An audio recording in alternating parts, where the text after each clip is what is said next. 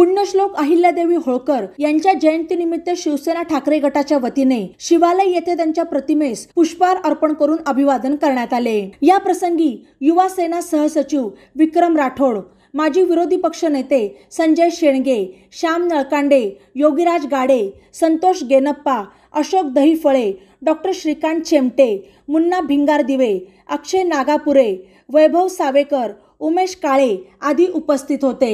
पुण्यश्लोक अहिल्यादेवी होळकर यांचा आदर्श हा सर्वांसाठी आजही प्रेरणादायी आहे। त्यांचा आदर्श घेऊन आपण कार्य केले पाहिजे असे यावेळी बोलताना विक्रम राठोड म्हणाले। तो पुण्यश्लोक अहिल्यादेवी होळकर या मराठा साम्राज्यात तत्वज्ञानी राणी म्हणून ओळखल्या जातात असे या प्रसंगी बोलताना संजय शेणगे म्हणाले।